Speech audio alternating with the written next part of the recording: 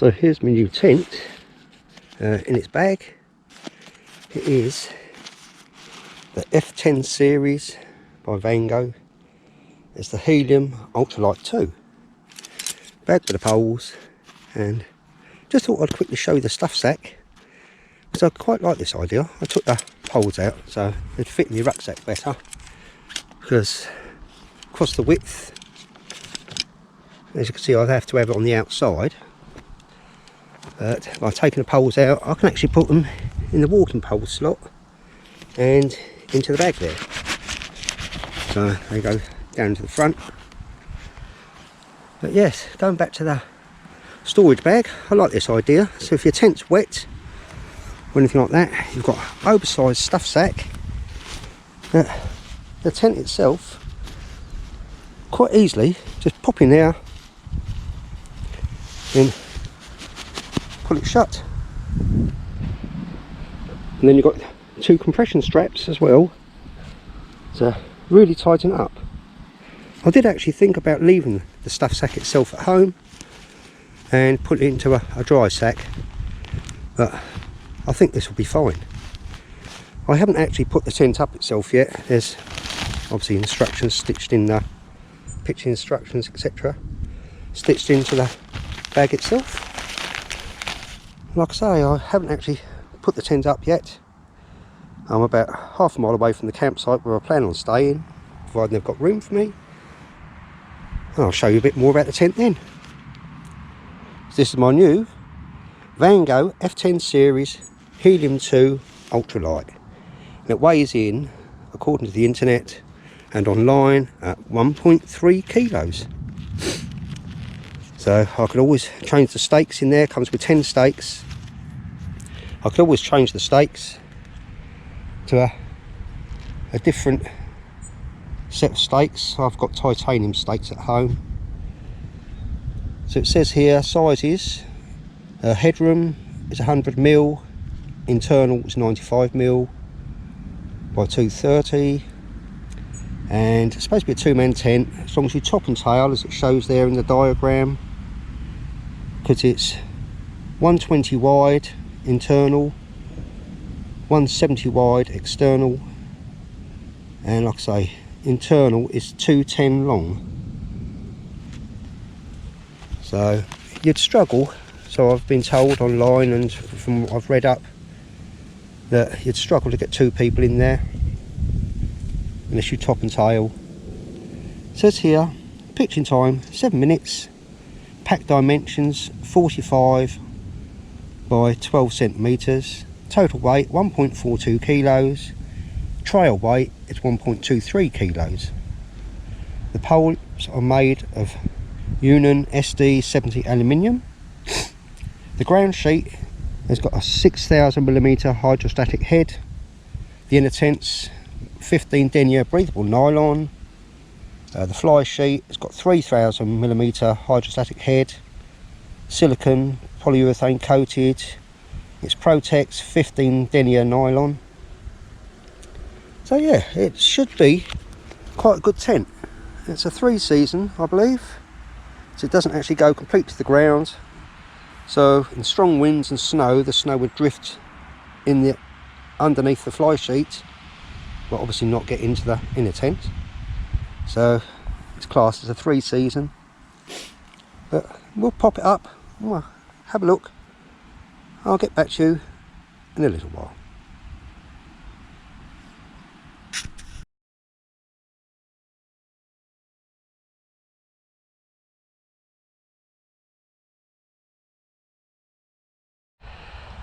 So I've just finished putting up the tent for the first time. This side obviously it rolls up and it's got a small doorway with air vent, but no vestibule. If I go around the other side, here is your vestibule space, which isn't vast, but where the bathtub floor inner connects this loop, I was thinking if need be could put a peg there, peg that back, because obviously I'm one person solo backpacking, and they'll give me plenty of room to cook in. Yeah, I think that's a good idea. I've obviously disconnected. This is one of the wind lines. Go through the door up to this point here. It's on a windy day. Same with this side. You've got a little clips in up there. Then you tighten the guy. So on a windy day, I haven't tried these yet, so I'm not sure how to adjust them. I'll look into that. On a windy day, it gives you, like I say, a triangle shape, attaching the outer tent, which has got guy lines on the outside anyway, but attaches the outer tent to the inner tent and forms a triangle. It's supposed to make it a lot more stable. So far, I'm quite impressed. Like I say, you've got two doors, vents in the top of that one. This one that's rolled back, you've got mesh in the top, vent at the foot, which then's a vent in the outer tent, and at the other end there's a vent there. Reasonable amount of space between the inner and the outer. On a really windy day, you might get a bit of flapping. Like I say, if you tighten it all up properly, then the outer shouldn't touch the inner. So I'll let you know a little bit more about it as time goes on. Like I say, it's the first time I've pitched it, so I don't think I made too bad a job of it. Tell you a little bit more about it and a little bit later. So I've just got a 1 litre bottle of water there to give you an idea of the size. Now this is where your inner tent connects, but as I said I was going to try, I've pegged it back. So now you can see you've gained the space nearly of a litre bottle of water. So if it was chucking down with rain outside, I think that would give you plenty of vestibule space to cook indoors. Obviously you'd have to open the top zip so you had some vent. You've got plenty of room underneath, there's venting either end, so I think it'd be safe enough, as long as you put something on the ground and obviously your cooker wasn't too high. But I think, like, yeah, by taping that back, so I'll just release it, and it's supposed to go in that loop there. So yeah, by taping that back, you gain another foot. Oh yeah, I'm quite happy with this tent at the minute. Check back with you in a little while. So I've got all my tents set up.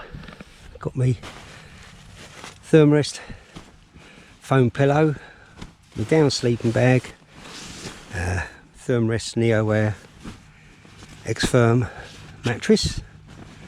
So if I put the mattress right up the top, you can actually see the length. That's a full size mattress. You can see there's a bit of space left. I'm 5'3", so if I jump inside,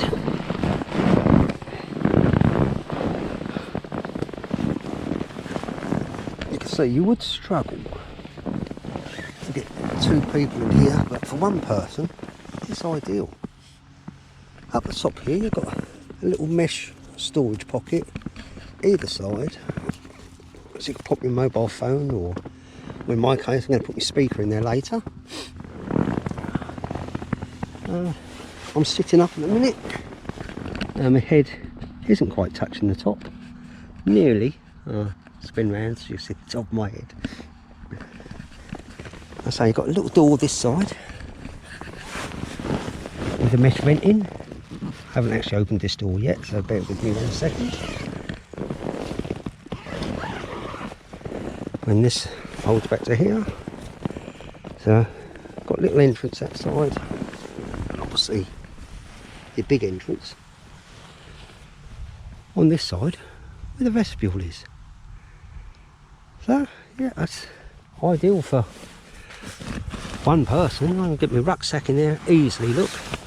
So with the bed over there. A lot of space actually. You could squeeze 2 people.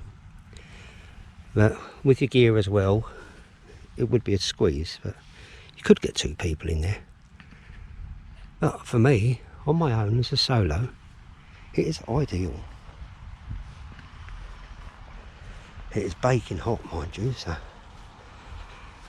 going to have to close it all up. You can easily operate that with one hand, look. Close this side down. Watching the, obviously the Velcro tabs. And then you could pull the top down for ventilation. It does go all the way, it's just the Velcro got in the way there. So you could have that open as ventilation. And that's on both sides. Quickly shut up the other side as well. So I can undo the toggle with one hand. Obviously this side's a lot bigger door. But yeah, you can operate it with one hand. So that's where your storm line comes through. Got a little Velcro strapping the door. I mean, I've detached it at the moment, I've just got it laying on the floor, but it feeds through this hole up to the centre of the tent. And like I say, same again, close the door up this side. And for extra ventilation, same again, you could pull the top down. So you've got ventilation underneath here, with my hand. Goes closer to the floor on the other side. Sorry about all my gear on the floor. Goes to the floor there, slightly raised around this side. So I think we should get plenty of ventilation in there.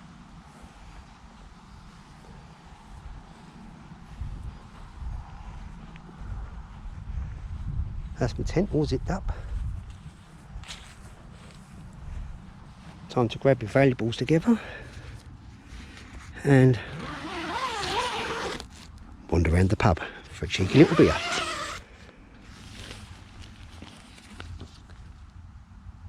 Lovely.